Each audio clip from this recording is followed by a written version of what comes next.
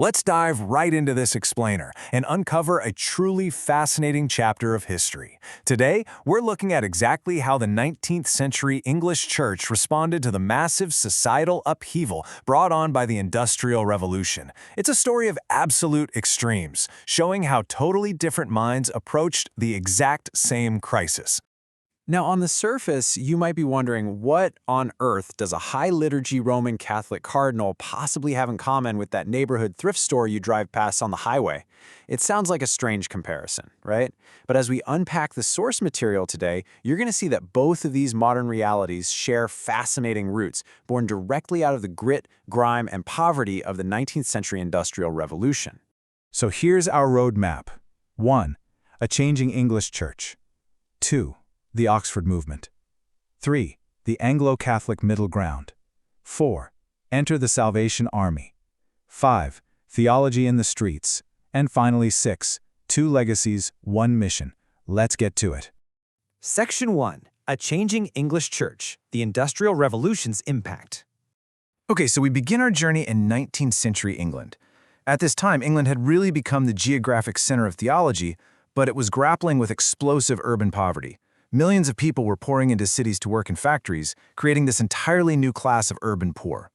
To really understand how the church responded, we have to look at the power of dichotomy.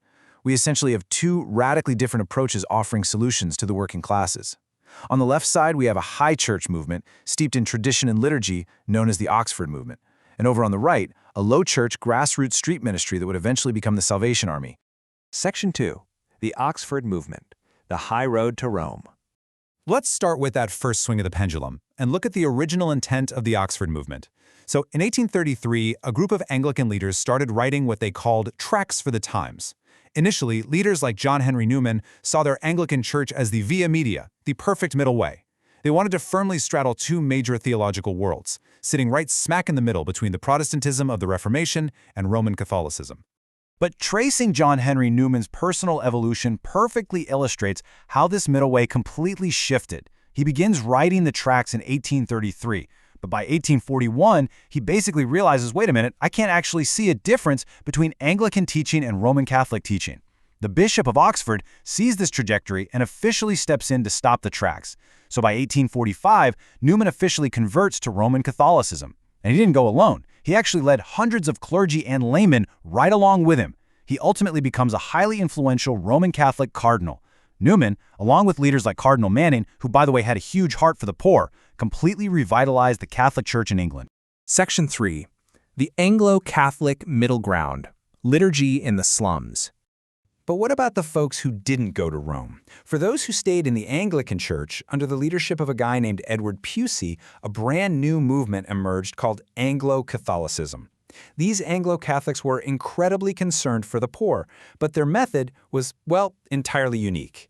They paradoxically built these ornate, highly liturgical churches right in the middle of the poorest industrial inner cities. I mean, it sounds totally out of sync to have heavy incense, beautiful robes, and high ceremony in a dirty slum, doesn't it? But they firmly believed the poor deserved a place of supreme beauty. They wanted to create a worship space that could literally lift the minds of the working class out of their everyday poverty and into the heavenly strata, even if just for an hour. Just imagine living in the literal smog and grime of a Victorian slum and suddenly stepping into a space of supreme heavenly beauty. It's powerful. And to see just how enduring this pull toward high tradition really is, we can fast forward to 1981. In a Time magazine article, Thomas Howard remarked that modern evangelicalism felt way too focused on personal salvation at the expense of rich church tradition and authority. Howard himself, who was an evangelical college professor, ultimately converted to Catholicism, which just proves that this deep search for historical ecclesiastical roots is an ongoing phenomenon. Section 4. Enter the Salvation Army, the low road. Now, let's swing that pendulum to the exact opposite extreme, straight to the gritty streets of London. Beginning in 1865, a Methodist minister named William Booth, alongside his wife Catherine, looked at the absolute misery and the outcasts in London's East End, and they formed the Christian Mission. Out of a deep, deep concern for the poor, this low-charge movement rapidly evolved. It officially became the Salvation Army in 1878, and it expanded across the globe so fast that it reached the United States by 1880. It spread like wildfire. What's really fascinating here is how much this was a product of its specific environment. It was a very British street ministry. Immersed in 19th century British culture, this movement completely adapted to the times to reach the masses. They literally adopted military ranks, wore distinctive uniforms, and naturally took up brass bands and marching in the streets. These were all things that fit perfectly into the cultural landscape of Victorian England.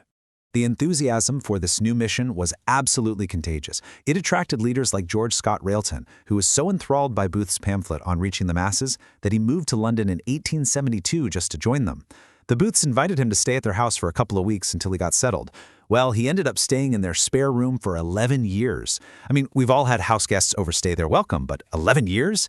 That really shows you the kind of all-consuming, life-altering dedication this grassroots movement commanded as they were building it. Section 5. Theology in the Streets. 4 Pillars. So a lot of people today only know the Salvation Army as a registered charity. But as the source material points out, it is a full-blown Christian church in the Protestant Wesleyan tradition, driven by a radically progressive theology for its time. It rests on 4 main theological pillars. First, holiness, which is their central doctrine. Second, a fierce commitment to women in ministry. Third, a unique view of the sacramental life. And fourth, the absolute conviction that service to the poor is the greatest possible service to God. Let's break a couple of these down. Driven by Catherine Booth's firm biblical conviction that women were called to preach, the Salvation Army became a massive trailblazer. Today, per capita, it is the largest denomination in church history to ordain women. In fact, they instituted a very strict rule. If a married couple wants to serve, both the husband and the wife must be equally ordained for a shared ministry. You are literally just as likely to see the wife preaching from the pulpit as the husband. Then there's their approach to the sacraments, which honestly couldn't be a more exact opposite to the Anglo-Catholics we were just talking about. The Salvation Army actually bypasses water baptism and the traditional Eucharist entirely. They are technically non-practicing regarding formal church sacraments, but, and this is key, they emphatically teach that absolutely every act in life, every single common meal you eat, can be a visible sign of God's invisible grace. So for them, all of life is sacramental. Section 6. 2 legacies, 1 mission. The poor. By 1890, William Booth wrote a pivotal book called In Darkest England and the Way Out. Now, this wasn't written for his church members. This was a massive campaign to the broader British public to raise funds for an organized social ministry. And you know what?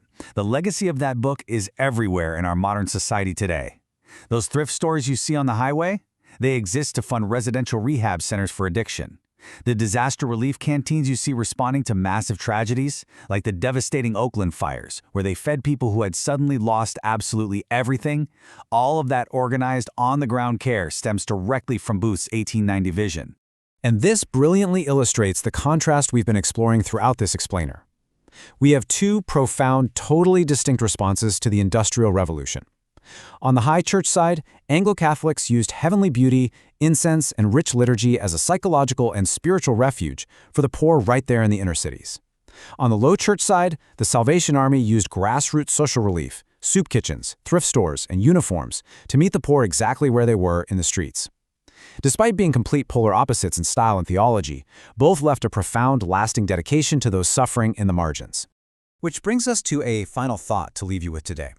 As we look at the incredible history of these 2 19th century movements and how they radically adapted to an industrial crisis, we have to ask ourselves about the future.